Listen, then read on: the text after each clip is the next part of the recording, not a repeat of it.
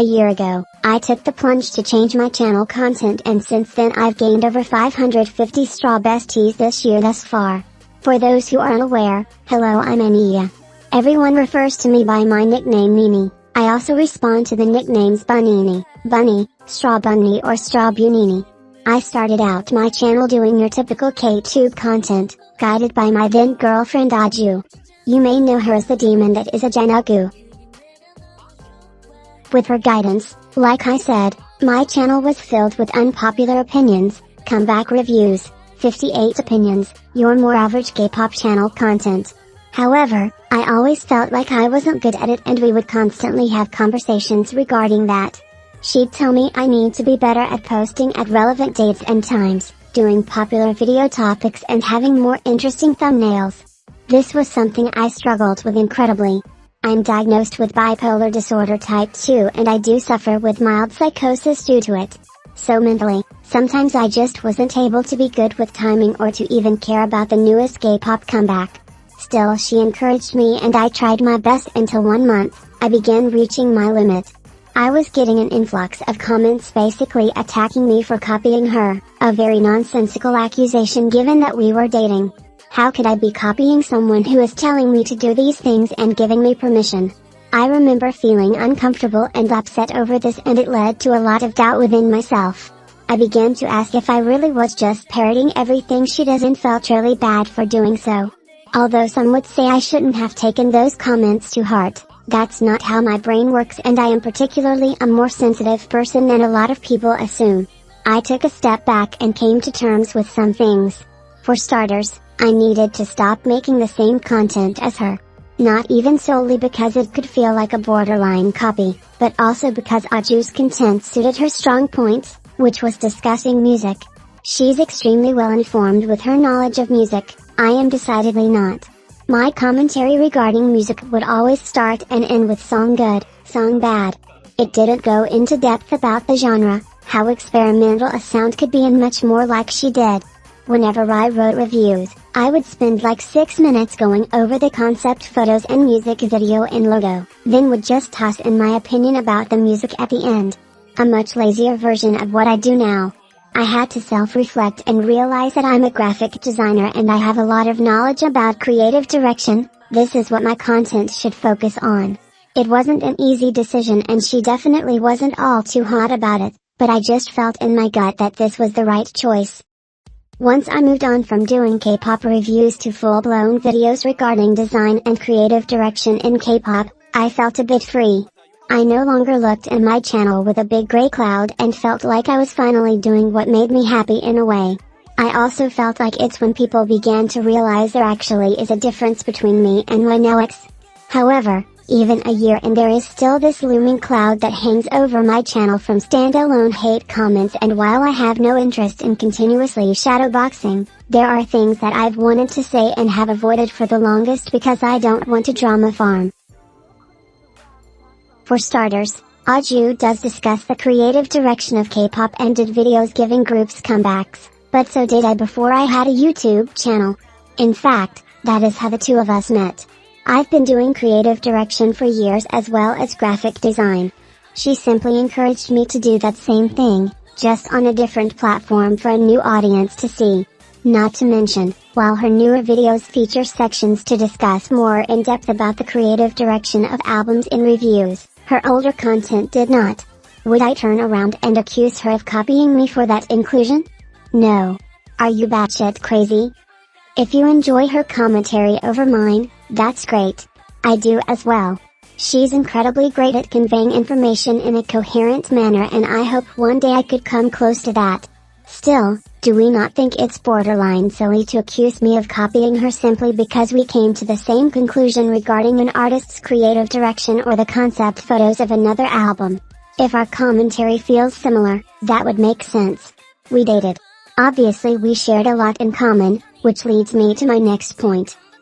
I was also doing Y2K design before I met her. I apologize, but I won't be switching my style simply because your only knowledge of Y2K design starts and ends with the ajanugu channel and new jeans. Like, respectfully, that's not my issue. Also once again, we dated and me doing Y2K inspired designs was how we originally began talking. That's not to say there aren't aspects of this channel that are inspired by her. For example, the text-to-speech tool I'm using right now came from her. Guess how I got it? I literally asked her what she used. Not to mention, she actually told me when I first began making videos to use a text-to-speech tool but I didn't want to, hence why there were older videos with my voice in it. Another example is my computer layout.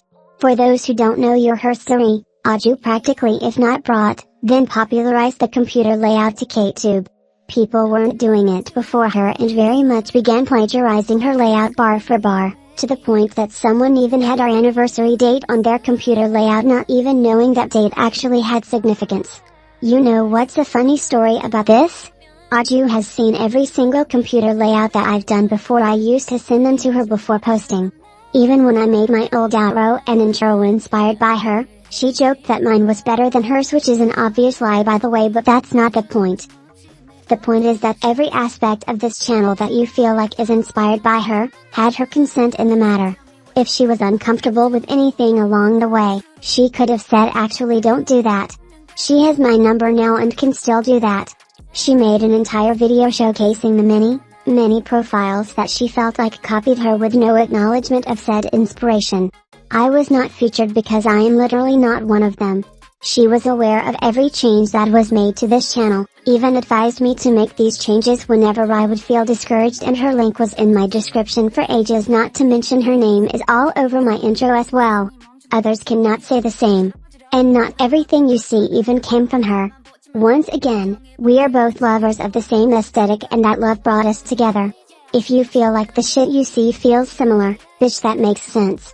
What did you think? We dated and was polar opposites on every single thing. What makes this even more side-eye worthy is that these critiques never boomerang around. There are multiple ideas that Aju has gotten from me that were never disclosed. We literally would joke around with each other about stealing things from one another. She would show me what she was taking inspiration from and that was the end of it. Do you think I stood over her bed at night taunting her on some "you need to credit me, you're copying me" shit? Like no. Cause it's not that serious. Why would I care? I wouldn't want any of you to care either. I am crying. This is not the content theft case y'all want to make it out to be. I'm the one who made all her ajanugu logos that you see in her videos, and even before that I used to make her banners. Do you think I expect Aju to start all her videos off with a disclaimer crediting me? Fuck no. So why the fuck would I be expected to do that? Like, oh, you people are crazy. You're attacking someone who has not only given Aju her flowers on multiple occasions but have also pretty much aided in her branding. You look very unserious. I think the worst part about this is that these people are not even ajanugs either. Like, these are people who don't even like Aju and have said the nastiest shit about her. Every time I press these people on their baseless ass allegations, they either don't respond cause they know they sound stupid as fuck now, or they go off on this tirade about how she's a racist and a bigot. Quick question: if ajanugu is a racist, then why do you even give a fuck that I'm copying her? Why do you care that I'm plagiarizing a racist? Like, what is even happening? And it's not true. She isn't racist, she isn't a bigot. These people do not actually care about the integrity of art and protecting anyone's art. Their main goal is to make people believe this is the type of audience she cultivates and condones, toxic bullies who derail the conversation with baseless accusations.